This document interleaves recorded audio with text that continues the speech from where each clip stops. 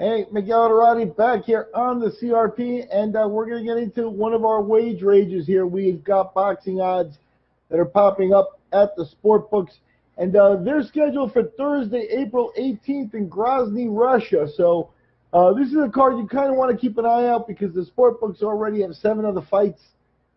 It's a huge card with about 16 fights on there.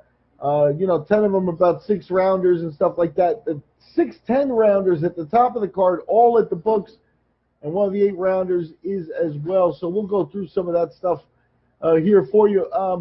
Once we get into it, you get basically, to me, one of the fights that you want to keep the most eye on here involves Apti Davtaev. Davtaev 16-0-1. He's a heavyweight, and he's facing Pedro Otas. Otas, a Brazilian, with a record of 32-4-1. Davtaev, big 250-pounder, basically.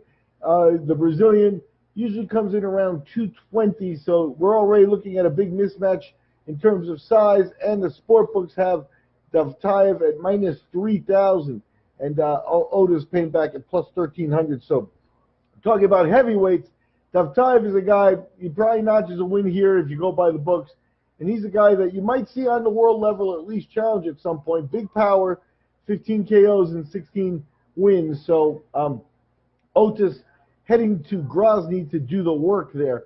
That to me is one of the feature fights that obviously you want to keep an eye on there. The other feature fights, the WBO's international title at 175 pounds.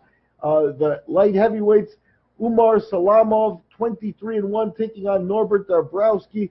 Dabrowski, obviously, the veteran being brought in to do the work. This one, the same odds, basically. Salamov minus 3,000, Dabrowski at plus 1,300. Heading into the super welterweights, here we've got a competitive bout, and in order to get that, I guess you got to go Russian versus Russian. The vacant Russian title is on the line here, which makes sense. Alexey Evchenko, 18-11-1. He's the veteran.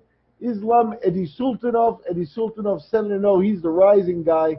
But in terms of odds, this was pretty close. Evchenko minus 145 favored over Edisultanov. There may be one that you want to keep an eye on. And as far as I know, from the little ethnics I know about Russia, Edisultanov in Grozny is probably going to be the local fighter. So we'll see.